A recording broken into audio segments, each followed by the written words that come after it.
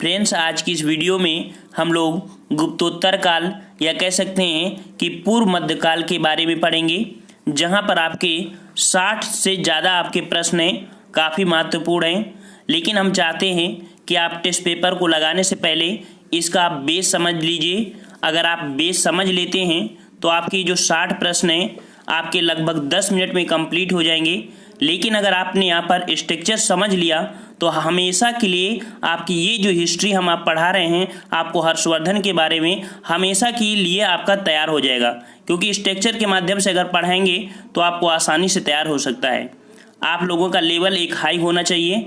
High level की तैयारी कर रहे हैं तो आपको हर एक चीज़ों को बारीकी से पढ़ना चाहिए। तो आइए यहाँ पर स्टार्ट करते हैं। और अगर आप नए हैं तो हमारे चैनल से जुड़ सकते हैं, बेहतरीन से बेहतरीन तैयारी हमारे चैनल पर कर सकते हैं।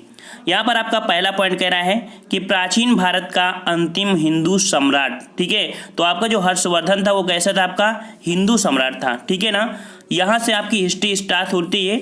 और इसके बाद यहाँ पर देखते हैं कि गुप्तोत्तर काल या पूर्व मध्यकाल में आपका एक वंश है जो कि आपका थानेश्वर के पुष्यभूति वंश। तो बात आती है कि थानेश्वर कहाँ पड़ता है, तो आपके हरियाणा में पड़ता है थानेश्वर। वहाँ पर एक वंश का उदय हुआ था आपका पुष्यभूति वंश, जिसका संस्थापक था आपका पुष्यभूत था। ये पुष्यभूति वंश ज़्यादा हाईलाइट या कह सकते हैं कि ज़्यादा आपकी विख्यात इसकी इसलिए हुई क्योंकि इस वंश का संघर्ष आपके हूणों के साथ हुआ था। इस कारण से ये थोड़ा सा ज़्यादा ही प्रसिद्ध हो गया। बात आती है कि इसके संस्थापक आपके कौन थे, तो पुष्यभूति थे इस वंश संस्थापक। इसके बाद आपके नरवर्धन, राजवर्धन और पुष्यवर्धन, इनके बारे में जो बात होती है तो इनका कहीं पर उल्लेख नहीं है, तो हम लोग यहाँ से नहीं पढ़ेंगे। लेकिन यहाँ पर हम लोग पढ़ेंगे जो आपके प्रभाकरण वर्धन, ठीक है ना। कह सकते हैं कि जो प्रभाकरण वर्धन थे ये हमारे इस वर्धन वंश या पुष्यभूति वंश में आपके महान राजा हुए प्रभाकरण वर्धन। यहाँ से हिस्ट्री आपकी चलती है। तो देखिए, प्रभाकरण वर्धन जो थे इनके 2 पुत्र थे और 1 पुत्री थी। ये 2 पुत्र में देख सकते हैं कि आपके जो राजवर्धन थे, ठीक है, ये बड़े भाई थे हर्षवर्धन के, ठीक है। तो हर्षवर्धन और राजवर्धन 2 भाई थे। राजवर्धन बड़े थे, हर्षवर्धन छोटे थे, ठीक है ना। और इनकी एक पुत्री थी जिसका नाम था राजश्री, ठीक है, राजश्री। प्रभाकरण वर्धन की जो पत्नी का नाम था वो था आपका यशोमती। क्या था नाम, यशोमती, जो कि थानेश्वर में उस समय रह रहे थे। अब यहाँ पर देखिए जो राजश्री थी तो राजश्री की ये शादी कर देते हैं मौखारी वंश के जो राजा थे आपके ग्रहवर्मन, ठीक है, जो कि कन्नौज के थे। मौखारी रानी जो कि मौखार वंश से कन्नौज के राजा थे आपके ग्रहवर्मन, उनसे शादी कर देते हैं। और जो आपके ग्रहवर्मन हैं इनकी जो दुश्मनी थी वो बंगाल के शशांक और देवगुप्त जो कि आपके मालवा के थे, इनसे दुश्मनी होती है। तो इस प्रकार से इनका क्या संघर्ष चलता है। अब एक एक पॉइंट को हम लोग चलते हैं। आप देख सकते हैं कि यहाँ पर हमने अच्छे से यहाँ पर दिया है। और अगर आप PDF चाहिए तो हमारे टेलीग्राम से जुड़ सकते हैं, वहाँ पर PDF भी पा सकते हैं। चलिए, पहला पॉइंट कह रहा है पुष्यभूति इस वंश का संस्थापक था। इसने थानेश्वर या कह सकते हैं अंबाला हरियाणा में इस वंश की स्थापना किया था। नेक्स्ट पॉइंट आपका है प्रभाकरण वर्धन इस वंश की शक्ति और प्रतिष्ठा का संस्थापक था। प्रभाकरण वर्धन की पत्नी यशोमती से 2 पुत्र हुए, राजवर्धन और आपके हर्षवर्धन। एक कन्या हुई जो आपकी राजश्री थी। अब हर्षवर्धन के बारे में आपको पढ़ना है क्योंकि मेन टॉपिक आपका यहाँ पर लिया गया है हर्षवर्धन। तो देखिए, हर्षवर्धन का जो कार्यकाल होता है, ठीक है, जब सिंहासन पर बैठता है वो 606 से 647 है। लेकिन इनका जो जन्म माना जाता है वो 591 ईस्वी के लगभग हुआ था। वह प्रभाकर वर्धन का छोटा पुत्र था। बड़े भाई राजवर्धन की मृत्यु के बाद, अर्थात इनकी मृत्यु कैसे हुई, तो आपके यहाँ पर हमने आपको बताया था कि जो स्ट्रक्चर में ग्रहवर्मन की हत्या जो कि कह सकते हैं शशांक ने किया था। और इसके बाद जब ग्रहवर्मन की हत्या कर दिया तो वहाँ पर हर्षवर्धन ने फिर क्या किया कि अपने बहनोई की मतलब इस संघर्ष का बदला, ये कह सकते हैं कि अपने बहनोई की मृत्यु का बदला लेने के हर्षवर्धन ने प्रयास किया। लेकिन हर्षवर्धन भी इस युद्ध में हार गए, ठीक है ना। और इसके बाद इन्हीं के साथ इनके जो पिता होते हैं वो भी बीमारी से इनकी मृत्यु हो जाती है। और इसके बाद यहाँ पर देख सकते हैं कि हर्षवर्धन का शासनकाल आपका यहाँ पर आ जाता है। आप देखिए आपका पॉइंट जो आपका आ चुका है, कह रहा है जिस समय हर्षवर्धन थानेश्वर के राज्य सिंहासन पर बैठा उस समय राज्य की स्थिति काफ़ी संकटपूर्ण थी, क्योंकि बंगाल के गौड़ नरेश शशांक द्वारा उसके भाई का वध कर दिया गया और उसकी बहन राजश्री अपने प्राण बचाने के लिए अज्ञातवास को चली गई थी। और यहाँ पर देख सकते हैं जब इनकी राजश्री अर्थात इनकी जो बहन थी अज्ञातवास को चली गई थी तो हर्षवर्धन ने एक बौद्ध भिक्षु थे जिनका नाम है आपका दिवाकर मित्र। ये पॉइंट याद रखना है कि हर्षवर्धन ने एक बौद्ध भिक्षु की सहायता से, जो आपके कौन थे, दिवाकर मित्र, इनकी सहायता से अपनी बहन राजश्री को ढूंढ लिया। और इसके बाद गौड़ नरेश शशांक ने हर्षवर्धन के कन्नौज आगमन की सूचना से बिना युद्ध किए ही खाली छोड़कर चला गया। कहीं कहीं ये भी बात होती है और कहीं कहीं बोलते हैं कि हर्षवर्धन और नरेश जो कि आपके शशांक है इनके साथ युद्ध हुआ था। नेक्स्ट पॉइंट आपका है, चूंकि कन्नौज नरेश ग्रह वर्मा का कोई पुत्र नहीं था, अतः कन्नौज के मंत्रियों ने हर्ष से कन्नौज के राज सिंहासन पर बैठने का आग्रह किया। ठीक है, ये कन्नौज कहाँ था, जो उनकी बहन थी, ठीक है ना, वहां पर, लेकिन राज सिंहासन पर मना कर दिया हर्षवर्धन ने। ठीक है, और हर्ष ने स्वयं को राजपुत्र कहा और राजश्री को ही कन्नौज का शासिका बनाया था। दिया है दक्षिण, मतलब कि दक्षिण में उसकी सेना को 620 ईस्वी में चालुक्य नरेश पुलकेशन द्वितीय ने नर्मदा के तट पर पीछे खड़े दिया। आपसे क्वेश्चन होगा कि आपके हर्षवर्धन को किसने नर्मदा के तट पर हराया था, ये खदेड़ा था, तो पुलकेशन द्वितीय थे जो कि चालुक्य नरेश थे। नर्मदा के तट में इनको पीछे खदेड़ दिया था। अब यहाँ पर पॉइंट आता है कि हर्षवर्धन अपने 40 वर्ष के लंबे के शासन में निरंतर युद्धों में संलग्न रहा और उसके द्वारा अंतिम युद्ध आपका 643 ईस्वी में गंजाम के लड़ने का उल्लेख मिलता है।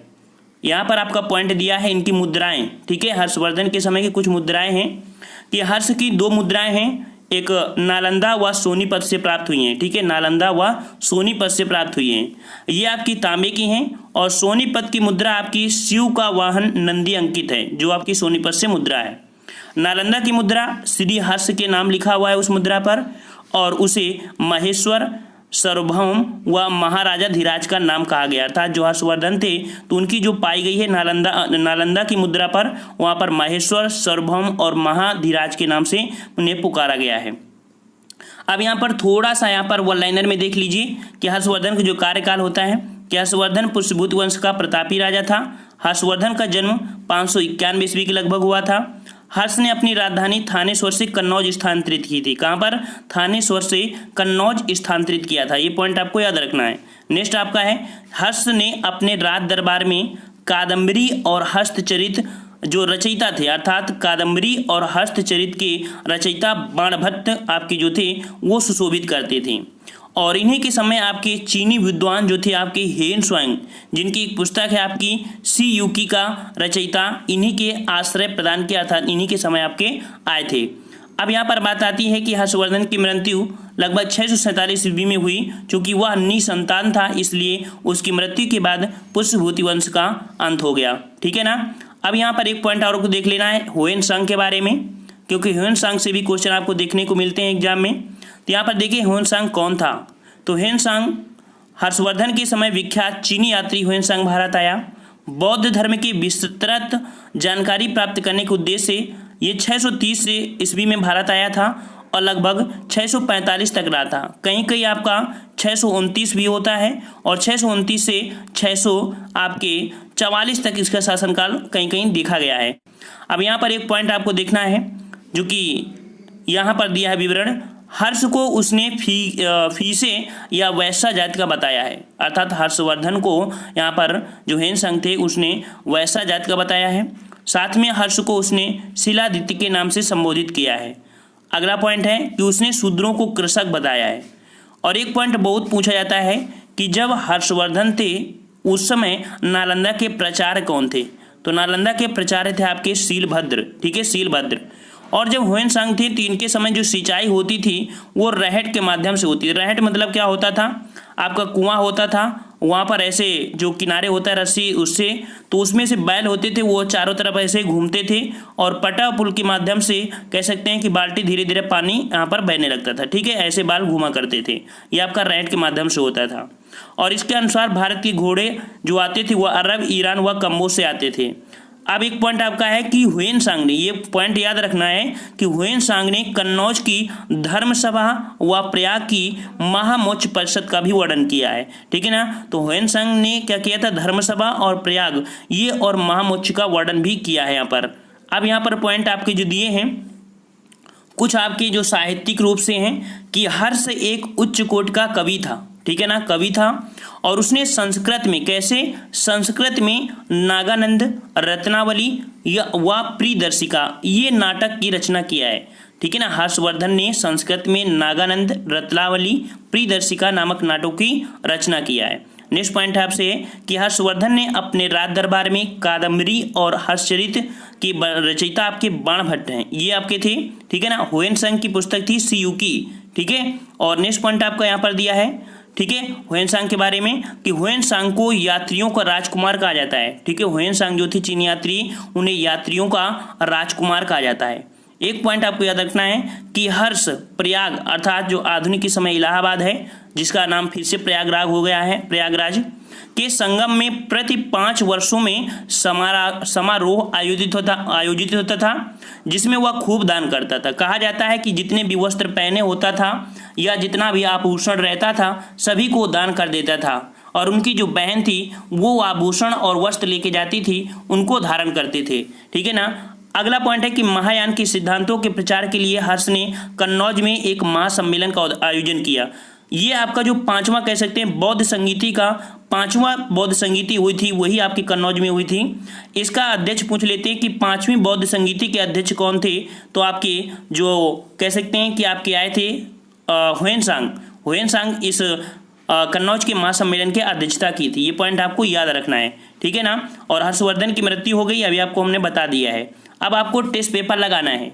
आपने यहाँ पर अगर आपने लगभग 10 या 12 मिनट का समय दिया है तो 10-12 मिनट में आप यहाँ पर 60 प्रश्नों को लगा सकते हैं, 60 प्रश्न को। और ऐसे ही तैयारी करेंगी तो आपकी 100% तैयारी पूरी कंप्लीट हो जाएगी। चाहे आप किसी भी लेवल की एग्जाम की तैयारी करना, आपको इससे ज़्यादा आपको देखने को नहीं मिलेगा, ठीक है ना। आप देख सकते हैं कि हमने कितना कटिंग कर करके कम से कम 6-7 बुकों को कंप्लीट करके उनकी कटिंग करके आपका ये वीडियो बनाया है, ठीक है ना। तो चलते हैं यहाँ पर स्टार्ट करते हैं। आपका जो टेस्ट आ गया है, टेस्ट में आपका पहला क्वेश्चन कह रहा है हर्षवर्धन की प्रारंभिक राजधानी कहाँ थी। तो हर्षवर्धन की प्रारंभिक राजधानी कहाँ थी, हमने बताया था कि थानेश्वर थी, ठीक है, थानेश्वर से। और इसके बाद वो जो उनकी बहन थी राजश्री, वहाँ पर आते हैं और कन्नौज पर फिर राजा बनते हैं, मगर वो सिंहासन ग्रहण नहीं करते हैं। तो कह सकते हैं कि इन्होंने अपनी राजधानी परिवर्तन कहाँ पर किया था, कन्नौज। तो आपसे क्वेश्चन पूछेगा कि हर्षवर्धन की दूसरी राजधानी कहाँ थी, तो आपकी कन्नौज थी, ठीक है, कन्नौज। नेक्स्ट क्वेश्चन को आते हैं, हर्षवर्धन का समकालीन दक्षिण भारतीय शासक कौन था। तो दक्षिण भारतीय जो शासक था जिसने हर्षवर्धन को पराजित किया था, किसने किया था, तो ऑप्शन राइट आपका बी, पुलकेशन द्वितीय ने हर्षवर्धन को नर्मदा नदी के तट पर यहाँ पर उनको हराया था, ठीक है, जो कि दक्षिण भारतीय शासक था, चालुक्य नरेश, ठीक है। नेक्स्ट क्वेश्चन आपसे कह रहा है हर्षवर्धन को किसने पराजित किया। ऑप्शन राइट आपका बी, पुलकेशन द्वितीय ने पराजित किया था। नेक्स्ट कह रहा है हर्ष का राजकवि कौन था।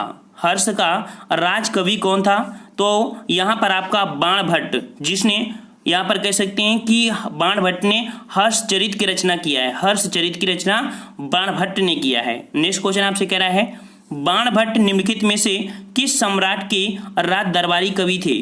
तो बाणभट्ट थे किसके राज दरबारी, तो आपके हर्षवर्धन के राज दरबारी कवि थे। नेक्स्ट कह रहा है आपसे एक महान रोमानी नाटक जो कि कादम्बरी का लेखक कौन है। बहुत बार क्वेश्चन पूछा गया है, कादम्बरी के आपके लेखक तो आपके ये है आपके बाणभट्ट, और ये कादम्बरी एक प्रकार का नाटक है। नेक्स्ट क्वेश्चन आपसे कह रहा है हर्षचरित निम्नलिखित में किसके द्वारा लिखी गई है। तो हर्षचरित आपके बाणभट्ट के द्वारा लिखी गई है। नेक्स्ट क्वेश्चन आपसे कह रहा है कि निम्नलिखित में से वह अंतिम बौद्ध राजा कौन था जो संस्कृत का महान हिंदू, महान विद्वान और लेखक था। तो ये आपका जो था, जो राजा था, ये अंतिम बौद्ध भी था, ठीक है। आपके कौन है, तो यहाँ पर हर्षवर्धन, ऑप्शन राइट आपका डी यहाँ पर सही हो जाएगा। नेक्स्ट कह रहा है आपसे हर्षवर्धन के समय में कौन सा चीनी तीर्थयात्री भारत आया था। तो हर्षवर्धन के समय जो चीनी यात्री आया था, कौन आया था, ह्वेनसांग आया था, ठीक है, ह्वेनसांग आया था यहाँ पर आपके भारत में, ठीक है ना। नेक्स्ट क्वेश्चन आपसे कह रहा है Prince of pilgrims, Prince of pilgrims नाम किसे प्रदान किया गया है? ये प्रदान किया गया आपके ह्वेनसांग को प्रदान किया गया है, ठीक है ना। और यात्रियों का राजकुमार भी ह्वेनसांग को कहा गया है। इनकी जो पुस्तक है अभी हमने बताया था सी यू की, ठीक है, सी यू की इनकी थी। नेक्स्ट कर आपसे, ह्वेनसांग किस शासन के काल में भारत आए थे? ह्वेनसांग किस शासक के काल में भारत आए थे? ये आए थे आपके ऑप्शन राइट सी, हर्षवर्धन के शासन काल में। नेक्स्ट क्वेश्चन आपसे कह रहा है, निम्नलिखित में से प्राचीनतम विश्वविद्यालय कौन सा था? तो प्राचीनतम विश्वविद्यालय आपका यहाँ पर कौन हो जाएगा? तो ऑप्शन राइट आपका सी, नालंदा विश्वविद्यालय, जिसकी कह सकते हैं कि नालंदा विश्वविद्यालय को जो नष्ट कराया था वो बख्तियार खिलजी, ठीक है, बख्तियार खिलजी ने नष्ट किया था, जो आपके गौरी के साथ आया था, ठीक है ना। नेक्स्ट क्वेश्चन को आते हैं। क्वेश्चन कह रहा है, उत्तर गुप्त युग में जो विश्वविद्यालय प्रसिद्ध हो गया था वो आपका कौन है? तो उत्तर गुप्त काल में आपका नालंदा विश्वविद्यालय बहुत ही प्रसिद्ध था। नेक्स्ट कर आपसे, नालंदा विश्वविद्यालय किस राज्य में स्थित है? तो नालंदा विश्वविद्यालय आपके बिहार राज्य में है। कहाँ पर? बिहार राज्य में। नेक्स्ट कर आपसे, नालंदा विश्वविद्यालय को नष्ट करने वाला मुस्लिम आक्रमणकारी कौन था? अभी हमने बताया यहाँ पर कि मोहम्मद बिन बख्तियार खिलजी, अर्थात वही बख्तियार खिलजी के यहाँ पर पूरा नाम दिया गया है। नेक्स्ट कर आपसे, थानेश्वर में वर्धन वंश की स्थापना किसने की थी? तो थानेश्वर में वर्धन वंश की स्थापना पुष्पभूति वर्धन ने किया था, ठीक है, पुष्पभूति वर्धन ने किया था। नेक्स्ट क्वेश्चन आपसे कह रहे हैं यहाँ पर कि वर्धन वंश के महान सम्राट हर्ष ने किसकी मृत्यु के बाद राज सिंहासन ग्रहण किया था? तो यहाँ पर ऑप्शन राइट हो जाएगा राजवर्धन। हमने बताया कि इनके पिता की भी डेथ हो गई थी और इसके बाद यहाँ पर राजवर्धन की भी हो गई थी। इसके बाद यहाँ पर हर्ष ने राज सिंहासन ग्रहण किया था। कहा जाता है हर्षवर्धन लगभग 16 वर्ष काफ़ी युद्ध किए थे और ये हाथी से युद्ध करते थे। कहते हैं कि 16 वर्ष इन्होंने हाथी से उतरे नहीं, ये सिर्फ कहावत है, ठीक है, वास्तविकता तो नहीं है। नेक्स्ट क्वेश्चन आपसे कह रहा है, हर्ष की बहन राजश्री का विवाह किस राजवंश में किया गया था? ये राजवंश था आपका मौखार राजवंश, और मौखार राजवंश में आपके थे ग्रहवर्मन, उनसे किया गया था। नेक्स्ट क्वेश्चन आपसे कह रहा है, हर्ष थानेश्वर का शासक कब बना था? तो हर्ष थानेश्वर का शासक बना था 606 ईस्वी में। एक पॉइंट याद रखना है कि यहाँ पर आपको 606 ये भी दिया है, लेकिन ये 606 ईस्वी पूर्व दिया है, तो ये भी पॉइंट को कभी कभी गौर कर लेके आ रही, ठीक है। चलिए नेक्स्ट क्वेश्चन आपसे कह रहा है, हर्ष एवं पुलकेशन द्वितीय के मध्य हुए संघर्ष की जानकारी कहाँ से मिलती है? हर्ष एवं पुलकेशन द्वितीय के मध्य जानकारी जो मिलती है वो आपका अभिलेख है। कौन सा अभिलेख? एहोल अभिलेख, ठीक है, एहोल अभिलेख है आपका। ऑप्शन राइट आपका ए हो जाएगा। नेक्स्ट कर आपसे, वर्धन वंश की राजधानी थानेश्वर किस प्रदेश में स्थित है? अर्थात जो आपका थानेश्वर है कहाँ पर आपका था? ऑप्शन राइट बी, आपके हरियाणा में। नेक्स्ट क्वेश्चन आपसे कह रहा है, हर्ष की जीवनी किसने लिखी है? हर्ष की जीवनी किसने लिखी है? ऑप्शन राइट बी, बाणभट्ट ने लिखी है। नेक्स्ट क्वेश्चन आपसे कह रहा है, कवि बाणभट्ट कहाँ का निवासी था? कवि बाणभट्ट कहाँ का निवासी था? ऑप्शन राइट बी, थानेश्वर का निवासी था। नेक्स्ट क्वेश्चन आपसे कह रहा है, हर्ष को और किस नाम से जाना जाता था? तो हर्ष को किस नाम से? तो ऑप्शन राइट आपका ए, शिलादित्य के नाम से जानते थे हर्षवर्धन को। नेक्स्ट क्वेश्चन आपसे कह रहा है, निम्नलिखित में से किसकी रचना हर्षवर्धन ने नहीं की? तो हर्षवर्धन ने किसकी नहीं की थी? तो यहाँ पर ऑप्शन राइट आपका कौन सा हो जाएगा? 10 का हो जाएगा आपका सी, हर्षचरित की नहीं किया है, हर्षचरित की बाणभट्ट ने किया है। वहीं पर नागानंद, प्रियदर्शिका, रत्नावली जो कि संस्कृत में किए गए नाटकों का वर्णन हर्षवर्धन ने किया है। नेक्स्ट क्वेश्चन आपसे कह रहा है, हर्षवर्धन के शासनकाल में कौन सा चीन यात्री भारत आया था? ऑप्शन आपका ए, यहाँ पर ह्वेनसांग आया था, ठीक है ना। और नेक्स्ट क्वेश्चन आपसे कह रहा है कि निम्नलिखित में से कहाँ पर हर्ष प्रत्येक 5वें वर्ष एक महामोक्ष परिषद का आयोजन किया करता था, जहाँ पर सैनिक साधनों के अतिरिक्त अन्य सभी संसाधन को दान कर देता था, जिसमें उसके शरीर के वस्त्र भी शामिल थे। हमने बताया था आपके कि जितने भी वस्त्र थे, आभूषण थे, सभी को दान करता था। ये आपका है 5वें वर्ष में आपके प्रयाग, ठीक है, प्रत्येक 5वें वर्ष में। नेक्स्ट क्वेश्चन आपसे कह रहा है महामोक्ष परिषद में निम्नलिखित में से किसका वर्णन आपका है। ठीक है, तो देखिए महामोक्ष में वर्णन आपका जो किया गया था, हमने बताया था कि शिव का भी नहीं, सूर्य का भी नहीं, बुद्ध का भी नहीं। वहां पर आपका जो महामोक्ष में वर्णन किया गया था आपके, अभी आपको पॉइंट बताते हैं, वो आपके जो थे महामोक्ष में धर्म सभा व प्रयागराज की बात कही गई थी। कहां पर हमने बताया था, याद रखना, धर्म सभा व प्रयाग की बात कही गई थी। लेकिन यहां पर आपके दिया है शिव बुद्ध सूर्य, ये नहीं है, ऑप्शन राइट आपका डी यहां पर सही हो जाएगा। नेक्स्ट कर आपसे, हर्ष ने अपनी राजधानी थानेश्वर से कहां स्थानांतरित कर ली। तो हर्ष ने अपनी राजधानी थानेश्वर से कहां स्थानांतरित किया था, ऑप्शन राइट सी कन्नौज। ठीक है, कन्नौज। नेक्स्ट कर आपसे, किस चीनी यात्री को वर्तमान शाक्य मुनि एवं यात्रियों में राजकुमार कहा जाता है। ये कहा जाता है आपके हुएनसांग को यात्रियों का राजकुमार कहा जाता है। नेक्स्ट आपसे कि हर्ष के समकालीन वह कौन शासक था जिसने बौद्ध द्रोही माना जाता था, जिसने गया स्थित बोधि वृक्ष को कटवाया था। तो आपका जो बोधि वृक्ष है वो किसने कटवाया है, आपके शशांक ने कटवाया था, जो कि बंगाल के शासक थे, इन्होंने बोधि वृक्ष को कटवाया है। कई बार क्वेश्चन पूछा जाता है, बहुत ही बच्चों को इसको बारे में जानकारी भी नहीं है। नेक्स्ट क्वेश्चन आपसे कह रहा है, हर्षवर्धन के विजयी जीवन में एकमात्र पराजय देने वाला पुलकेशन द्वितीय कहाँ का शासक था। तो हमने बताया कि ये वातापी, जो ये कह सकते हैं बादामी के चालुक्य नरेश थे, ठीक है ना, जो कि दक्षिण भारत से संबंधित हैं। नेक्स्ट कर आपसे, कुंभ मेला को प्रारंभ करने का श्रेय किसे दिया जाता है। कुंभ मेला को प्रारंभ करने का श्रेय दिया जाता है आपके हर्षवर्धन को। ठीक है, ऑप्शन राइट आपका सी हो जाएगा। नेक्स्ट कर आपसे, गुप्त वंश के पतन के पश्चात उत्तर भारत में बड़े भाग का पुनर्गठन किसने किया था। ये किया था आपके हर्षवर्धन ने। जो आपका नेक्स्ट वीडियो होगा वहां पर आपको गुप्त साम्राज्य के बारे में डिटेल से आपका बताया जाएगा, जो कि गुप्त साम्राज्य अपने मंदिरों के कारण और इसीलिए गुप्त जो स्थापत्य कला है उसमें से स्वर्ण युग को भी बोला जाता है, क्योंकि बहुत ऐसे कार्य हुए गुप्त साम्राज्य से। तो नेक्स्ट पार्ट जरूर देखिएगा। चलिए नेक्स्ट क्वेश्चन आपसे कह रहा है, हर्ष का राजकवि कौन था। हर्ष का राजकवि कौन था। तो यहाँ पर ऑप्शन राइट सी बाणभट्ट था। ठीक है ना।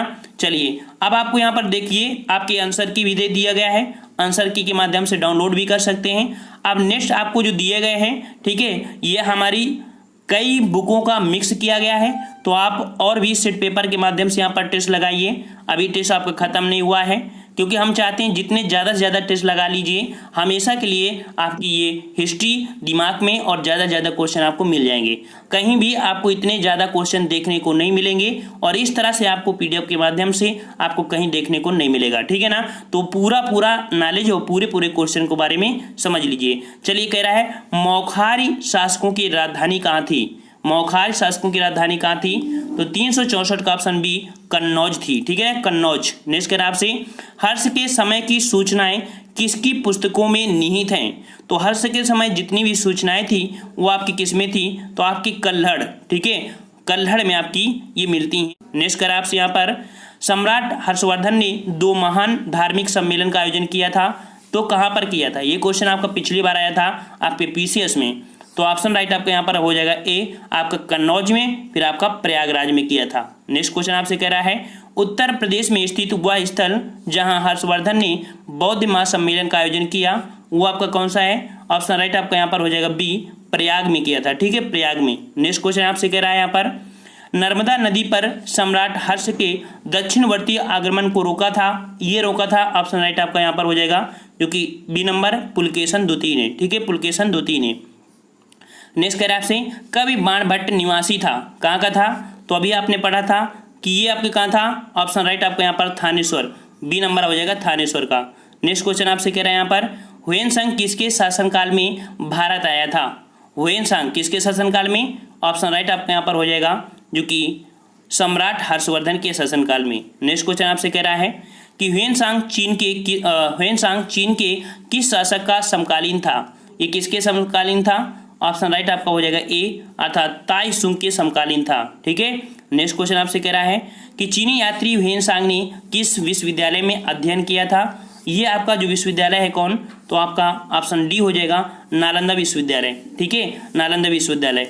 और नेक्स्ट क्वेश्चन की ओर आते हैं। क्वेश्चन आपसे यहाँ पर कह रहा है, हुएनसांग की भारत में यात्रा के समय सूती कपड़ों के उत्पादन के लिए सबसे प्रसिद्ध नगर कौन था? ये नगर आपका है ऑप्शन बी आपका मथुरा। उस समय आपका सूती वस्त्र के लिए जाना जाता था। नेक्स्ट क्वेश्चन आपसे कह रहा है कौशेय शब्द का प्रयोग किया गया है। कौशेय शब्द का प्रयोग किया गया है, ये आपका ऑप्शन आपका सी रेशम के लिए किया गया है। नेक्स्ट क्वेश्चन आपसे कह रहा है आज भी भारत में ह्वेनसांग को याद करने का मुख्य कारण क्या है? तो इनका मुख्य कारण आपका हो जाएगा यहाँ पर 378 ऑप्शन डी सीयूकी की रचना, अर्थात सीयूकी की रचना में ही इनके बारे में पूरा उल्लेख मिलता है। नेक्स्ट कह रहा है आपसे चीनी यात्री जिसने भीनमाल की भी यात्रा की थी। भीनमाल ये है क्या? तो आपका यहाँ पर अभी आपको अगले एक क्वेश्चन मिलेगा, उसमें डिटेल दे दिया गया है, तो उसको भी आप समझ लीजिएगा। तो चीनी यात्री जिसने भीनमाल की यात्रा की थी, यहाँ पर ऑप्शन राइट आपका हो जाएगा जो कि सी नंबर ह्वेनसांग। ये भीनमाल है क्या? तो ये गुजरात है। वह उस समय गुजरात की राजधानी जो थी वो भीनमाल हुआ करती थी। अभी आपको डिटेल में बताएंगे इसके बारे में। नेक्स्ट कह रहा है आपसे चीनी यात्री इत सिंह ने बिहार का भ्रमण किया था। तो चीनी यात्री जो इत सिंह थे ये बिहार का जो भ्रमण किया था ये किए थे आपके 672 ईस्वी में, ठीक है, 672 में। नेक्स्ट कह रहा है आपसे नालंदा विश्वविद्यालय के विनाश का कारण क्या था? तो नालंदा विश्वविद्यालय के विनाश का कारण था यहाँ पर जो आपके मुसलमान थे, मुसलमान बख्तियार खिलजी। नेक्स्ट क्वेश्चन आपसे कह रहा है भारत में सबसे प्राचीन बिहार कौन सा है? तो भारत में सबसे प्राचीन बिहार यहाँ पर हो जाएगा 282 के नालंदा विश्वविद्यालय। नेक्स्ट क्वेश्चन आपसे कह रहा है नालंदा कहाँ पर स्थित है? तो ऑप्शन राइट आपका डी हो जाएगा, बिहार में स्थित है। नेक्स्ट क्वेश्चन आपसे कह रहा है विक्रमशिला नामक प्राचीन विश्वविद्यालय की स्थापना बंगाल के किस शासक ने किया था? तो विक्रमशिला जो नामक आपका विद्यालय है इसकी स्थापना आपने किया था, ऑप्शन राइट आपका यहाँ पर हो जाएगा ए, आपके धर्मपाल ने किया था। नेक्स्ट क्वेश्चन आपसे कह रहा है विक्रमशिला महाविहार की स्थापना किस वंश के शासक द्वारा कराई गई थी? तो आपके ऑप्शन राइट आपका हो जाएगा पाल वंश, ठीक है, पाल वंश। नेक्स्ट कह रहा आपसे गुप्तोत्तर युग में प्रमुख व्यापारिक केंद्र था। तो गुप्तोत्तर युग में प्रमुख व्यापारिक केंद्र क्या था आपका? तो यहाँ पर ऑप्शन राइट आपका ए, आपका कन्नौज था, ठीक है ना। नेक्स्ट क्वेश्चन आपका आया है यहाँ पर, देखिए हमने यहाँ पर नेक्स्ट एक बुक का लिया है, यहाँ पर 2-3 क्वेश्चन आपकी काफ़ी महत्वपूर्ण है, उनको भी समझ लीजिए। और इसके बाद टेस्ट पेपर में काफ़ी आपके अच्छे क्वेश्चन हम यहाँ पर लेके आए थे। कह रहा है आपसे कि किस चीनी यात्री ने भीनमाल की यात्रा की थी? तो हमने अभी बताया था ह्वेनसांग ने की थी। आप समझ लीजिए कि भीनमाल है क्या। तो भीनमाल प्राचीन काल में गुजरात राज्य की राजधानी थी। ह्वेनसांग प्रसिद्ध चीनी बौद्ध भिक्षु था जो हर्षवर्धन के समय भारत आया। उसने भीनमाल की यात्रा की। उसने तांग शासकों की राजधानी चंगन से भारत के लिए 629 ईस्वी में प्रस्थान किया था और इसके यात्रा विवरण सीयूकी में है। अभी हमने बताया था कहीं पर 629 है, कहीं पर आपका 630 है। नेक्स्ट क्वेश्चन आपसे कह रहा है कि तीसरी शताब्दी में वारंगल, वर्तमान में जो आपका कह सकते हैं कि आंध्र प्रदेश से तेलंगाना अलग हुआ था, ठीक है ना, तो वो वर्तमान में आपका तेलंगाना, तो प्रसिद्ध यहाँ पर देख सकते हैं किस लिए जाना जाता था? तो आपके लोहे के उपकरण के लिए जाना जाता था। यहाँ पर देख सकते हैं तीसरी शताब्दी में वारंगल जो वर्तमान उत्तरी तेलंगाना है लोहे के उपकरणों को बनाने हेतु प्रसिद्ध था। वारंगल का किला जो कि सन 1199 में बनना प्रारंभ हुआ, जिसकी नींव राजा गणपति ने डाली थी और सन 1261 में रुद्रमा देवी द्वारा पूर्ण किया गया। वारंगल 12वीं सदी में काकती की राजधानी, काकती शासनकाल में वारंगल में हिंदू संस्कृति और तेलुगु भाषा की उत्पन्न कह सकते हैं तेलुगु भाषा की अत्यधिक उन्नति हुई थी।